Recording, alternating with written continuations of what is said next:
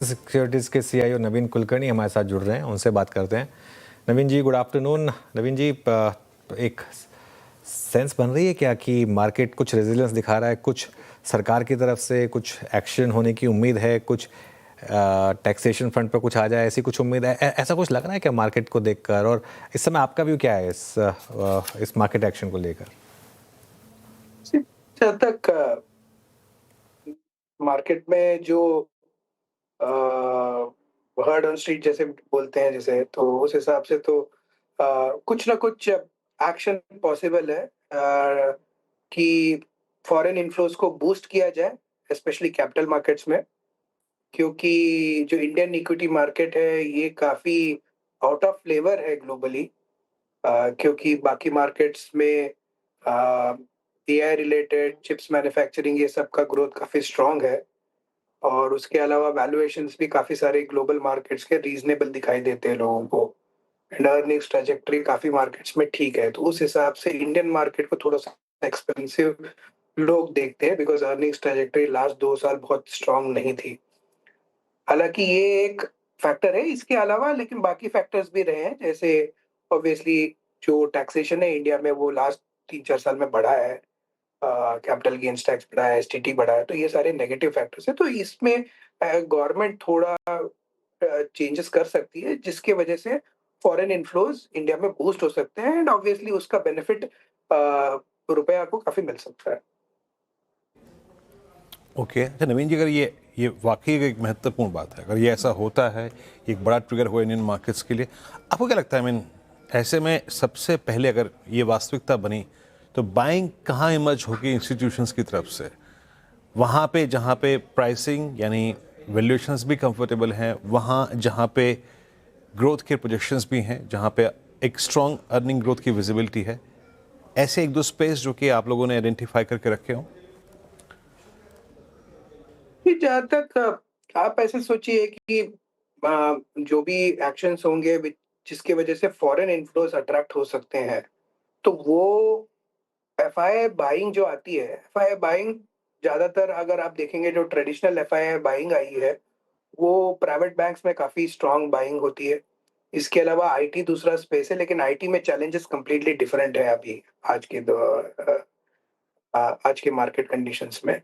तो उस हिसाब से अगर हम देखेंगे तो मुझे लग रहा है कि प्राइवेट बैंक्स जहाँ पे वैल्यूएशंस काफ़ी रीज़नेबल हैं, लिक्विडिटी के चैलेंजेस नहीं हैं, अर्निंग्स ग्रोथ ठीक-ठाक है। तो मुझे लग रहा है कि एफआईआई बाइंग सबसे पहले ऑब्वियसली प्राइवेट बैंक्स में आ सकता है। इसके अलावा जो इन्फ्लेशन प्रॉक्सीज़ है, उस हिसाब से मुझे लग रहा है कि एफएमसीजी में बाइंग आ सकती है। एंड टिपिकल जो high quality, high growth companies हैं, वहाँ पे मुझे लग रहा है कि बाइंग आ सकती है, प्लेटफ़ॉर्म कंपनीज़ हैं। तो यहाँ पे सब मुझे पॉसिबिलिटी दिखती है कि एफआईआई बाइंग सबसे पहले आएगी और उसकी वजह से ये स्टॉक्स का परफ़ॉर्मेंस अच्छा हो सकता है। नवीन जी, गुड आफ्टरनून। आपने आईटी की चर्चा की, लेकिन जब मार्केट की बात हो और आईटी का जिक्र ना हो, ऐसा हो नहीं सकता। 3 दिन के अच्छे मूव्स के बाद आज जिस तरीके से डेंट पड़ा है, आपने कहा काफ़ी चैलेंजेस हैं, तो ये चैलेंजेस कब तक रहेंगे? आईटी पैक में क्या करना चाहिए? क्या व्यू बन रहा है अभी फिलहाल? ये जहाँ तक आईटी पैक का सवाल है, अगर आप ओवरऑल देखेंगे तो मुझे जो मेरा जो रीडिंग है वो ये है कि प्राइसिंग के चैलेंजेस रहेंगे पूरे साल भर। 1 साल के नेक्स्ट 1 ईयर के लिए प्राइसिंग के चैलेंजेस रहेंगे।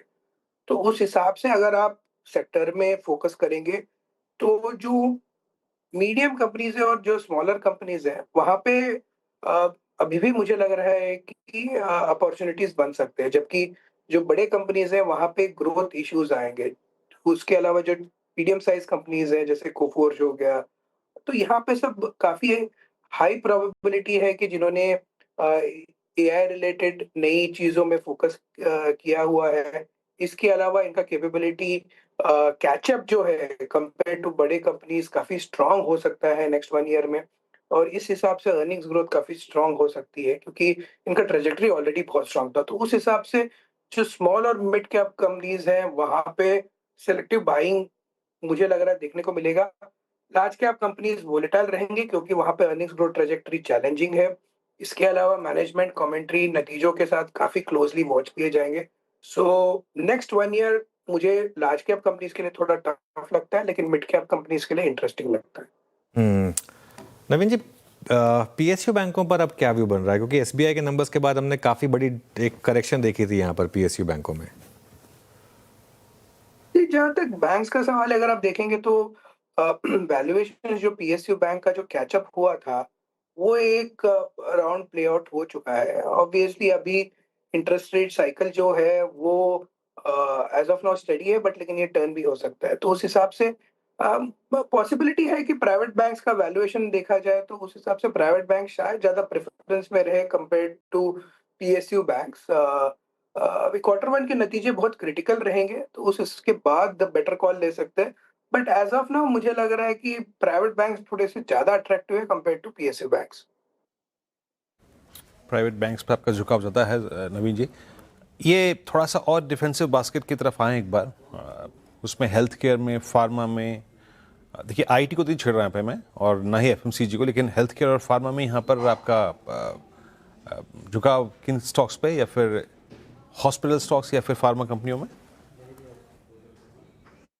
जहाँ तक हेल्थ केयर सेक्टर का सवाल है, कंप्लीटली स्टॉक स्पेसिफिक है। यहाँ पे जो अगर हॉस्पिटल्स की बात करें तो ऑब्वियसली वहाँ पे काफी चॉइसेस आ जाते हैं, बट इन जनरल हॉस्पिटल्स का ग्रोथ ट्रेजेक्टरी काफी स्ट्रांग है। तो एंड वैल्यूएशन स्टिल थोड़े से महंगे, बट लेकिन लॉन्ग टर्म ग्रोथ बहुत स्ट्रांग है। तो उस हिसाब से वहाँ पे wide range of choices available है।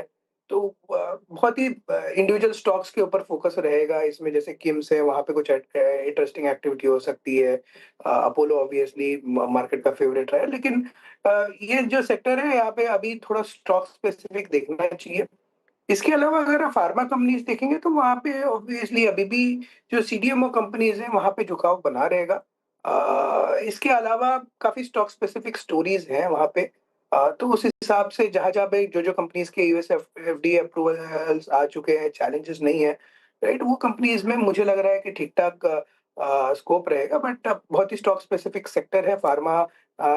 ये मार्केट जंक्चर पे यहाँ पे कोई straight forward uniform secular bull run नहीं दिखाई दे रहा है मुझे। स्टॉक स्पेसिफिक स्टोरीज ठीक ठाक परफॉर्म करेंगे। ठीक है। रिटेल स्पेस नवीन जी, विशाल मेगा मार्ट, डी मार्ट तो आज चल भी रहा है, नतीजे अच्छे थे यहाँ पर। आगे चलकर स्ट्रेंथ नजर आ रही है आपको इस स्पेस में? ट्रेंड में भी आज थोड़ी बहुत पिछले कुछ दिनों से हम स्ट्रेंथ देख रहे हैं, तो रिटेल एज ए स्पेस कैसे लग रहा है आपको? जो रिटेल स्पेस है ये काफी देखा जाए तो जो नॉमिनल ग्रोथ से प्रोडक्ट के भाव बढ़ रहे हैं, दाम बढ़ रहे हैं। प्रोडक्ट के दाम बढ़ने से रिटेल में ऑब्वियसली शॉर्ट टर्म में थोड़े से चैलेंजेस हो सकते हैं in terms of pricing elasticity कैसे प्ले आउट होती है। लेकिन जो डिस्काउंटिंग स्टोर मॉडल है वहाँ पे अगर same store sales growth improve होता हुआ दिखाई देगा, राइट, वो जो काफी हाई प्रोबेबिलिटी है same store sales growth, because आपके प्रोडक्ट के दाम बढ़ रहे हैं तो उसके हिसाब से सेम स्टोर सेल्स ग्रोथ बढ़ेगा, उस हिसाब से मार्जिन्स भी थोड़े से पिकअप हो सकते हैं। तो ओवरऑल मुझे रिटेल स्पेस काफी अच्छा दिखाई दे रहा है। विशाल मेगा मार्ट के नतीजे देख लीजिए, या बाकी भी जो स्पेसेस है वहाँ पे भी आप नतीजे देख लीजिए। तो उस हिसाब से रिटेल स्पेस नेक्स्ट 12 मंथ्स के लिए मुझे लग रहा है कि अच्छा परफॉर्म करेगा। ओके, चलिए, बहुत बहुत शुक्रिया नवीन जी आज हमारे साथ जुड़ने के लिए और अपना व्यू रखने के लिए। कैबिनेट